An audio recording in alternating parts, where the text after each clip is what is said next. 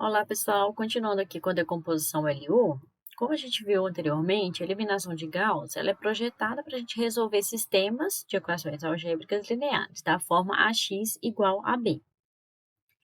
Embora, seja um método seguro, um método de resolver sistemas lineares, ele se torna ineficiente quando a gente vai resolver equações com os mesmos coeficientes que é dado pela matriz A, mas com diferentes constantes à direita, que são os meus B's. Então, quando a gente tem, a mesma matriz A e eu vou mudar o meu vetor B aqui, que é o vetor das minhas constantes, que é depois do igual, a gente tem que refazer o processo de eliminação de Gauss todo novamente para poder encontrar uma nova solução. Então, a gente não consegue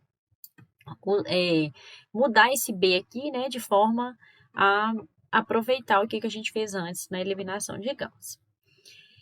E aí, lembrando, que a eliminação de Gauss então, envolve dois passos, que a gente elimina progressivamente, que é o escalonamento, e depois vai substituindo de forma regressiva, E desses, a eliminação progressiva vai compreender, então, maior volume de esforço computacional.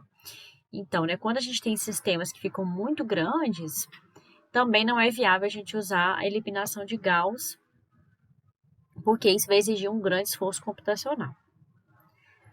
Os métodos de decomposição LU, eles vão separar, então, a eliminação da matriz A, que consome tempo, das manipulações do lado direito, que é a minha matriz B.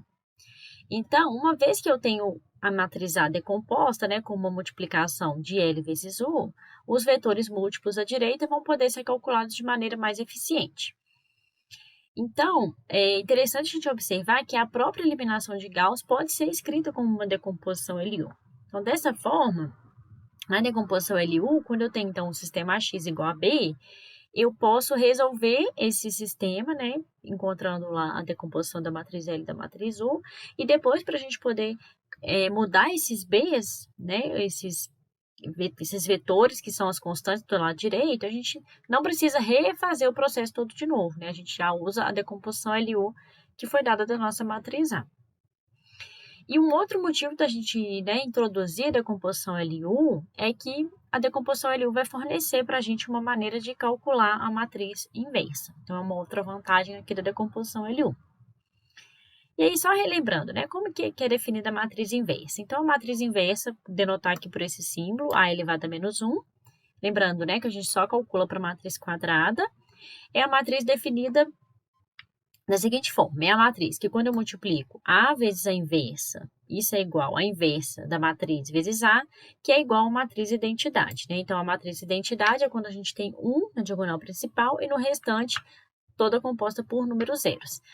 Então, aqui, A vezes a inversa é igual à inversa vezes A, que é igual à matriz identidade. Aqui a gente tem escrito, lembrando que o produto de matriz não é comutativo, mas nesse caso aqui da matriz inversa, tanto se multiplicar a direita quanto a esquerda de A, vai dar a matriz identidade.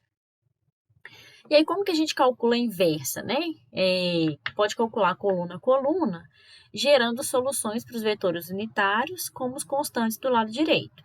Então, por exemplo, se o vetor do lado direito tem 1 na primeira posição e 0 no restante, a solução do sistema AX igual a esse vetor aqui vai ser a primeira coluna da minha matriz inversa.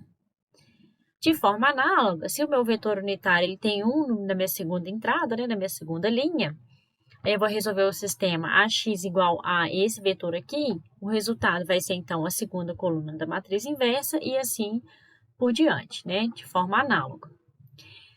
E a melhor forma da gente implementar, então, tais cálculos é com o algoritmo de decomposição LU.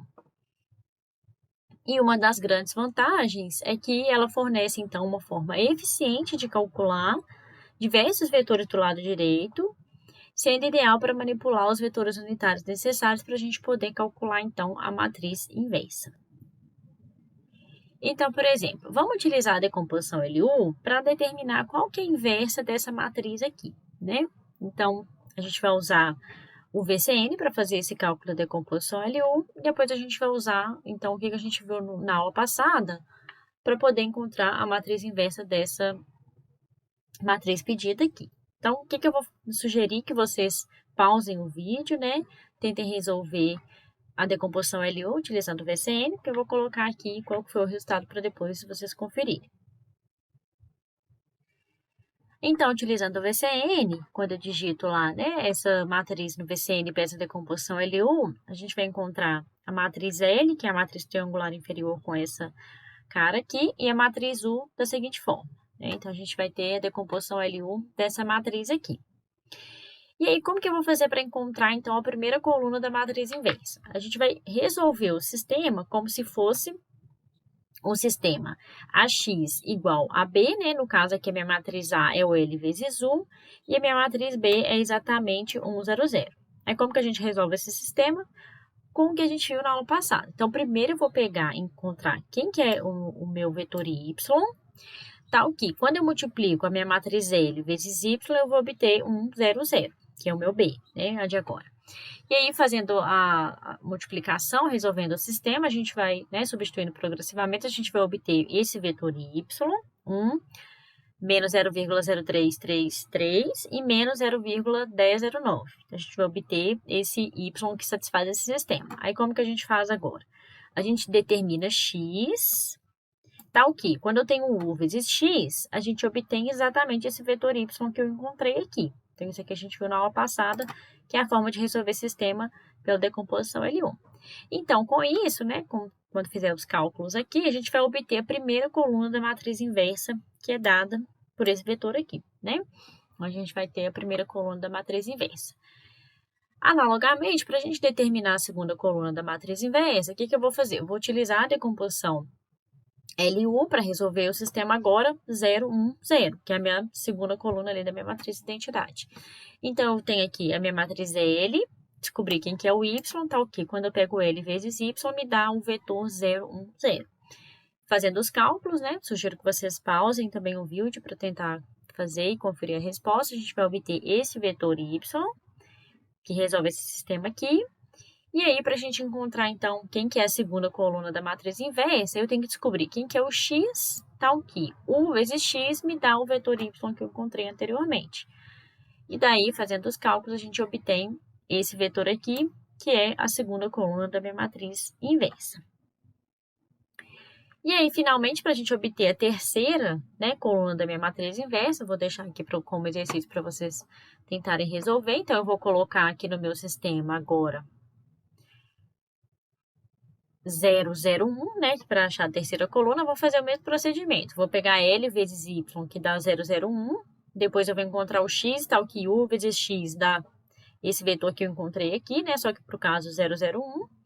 E daí, após fazer esses cálculos, a gente vai obter essa terceira coluna aqui para a matriz inversa. Então, dessa forma, a inversa da matriz A é dada por essa expressão aqui, né? Por essa matriz aqui. E aí, para poder fazer a conferência, né, quando a gente multiplicar a matriz A original pela matriz inversa encontrada, a gente tem que obter a matriz de identidade. Nesse caso, como a gente está considerando, truncando aqui em 4 casas decimais, a gente vai obter uma matriz aproximadamente a matriz de identidade, não vai ser de forma exata, né? Então, eu vou ter, então, na diagonal principal, valores próximos de 1 e no restante da minha matriz, valores próximos de 0. Vocês podem fazer essa multiplicação aqui para fazer a conferência. Beleza, pessoal? Aguardo vocês, então, na próxima aula em que a gente vai falar mais um pouquinho sobre sistemas lineares. Até a próxima!